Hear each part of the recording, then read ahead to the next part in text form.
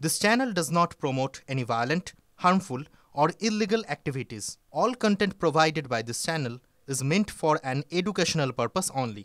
সন্দেশখালী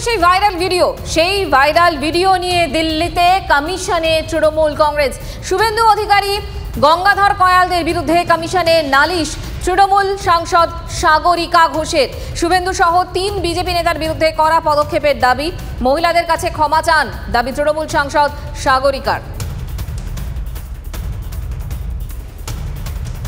সন্দেশখালীর মহিলাদের অসম্মানিত করেছেন ওনাদের সাথে অন্যায় করেছেন ওনাদের রাজনীতির জন্য ওনাদের বিরুদ্ধে অন্যায় করেছেন আমরা চাই যে যখন প্রধানমন্ত্রী মোদি পশ্চিমবঙ্গে আসবেন যখন গৃহমন্ত্রী অমিত শাহ পশ্চিমবঙ্গে আসবেন তখন ওনারা যেন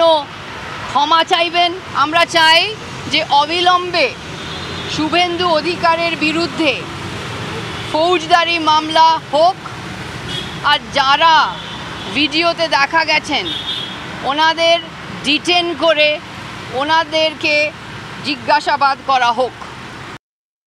সন্দেশখালী নিয়ে এই যে স্টিং অপারেশনের যে ভিডিও ফুটেজ তা নিয়ে ষড়যন্ত্রের অভিযোগ বারবারই করছে তৃণমূল ষড়যন্ত্রের অভিযোগ করছে তৃণমূলের পাশে জাতীয় কংগ্রেস এবং বিজেপির যোগসাজশ নিয়েও কি বিতর্ক হবে এক্স মাধ্যমে ইঙ্গিতবাহী পোস্ট পবন খেরার পবন জাতীয় কংগ্রেসের মুখপাত্র রাজ্যে কংগ্রেসের সঙ্গে তৃণমূলের দ্বন্দ্ব অব্যাহত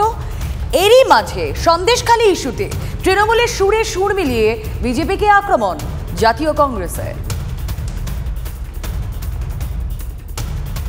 আমি জানি না কোন ভিডিওর কি গল্প আমি জানি না পশ্চিমবঙ্গে ভিডিও নিয়ে কি হচ্ছে তার সব থেকে বড় প্রমাণ আমি হ্যাঁ বলছি সেটাকে না করে ভিডিও করা হচ্ছে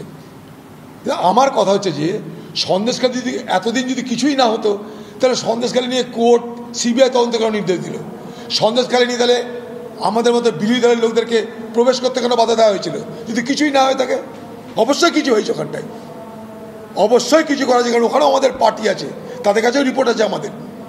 আমরা টিভি থেকে আমরা আন্দোলন করি না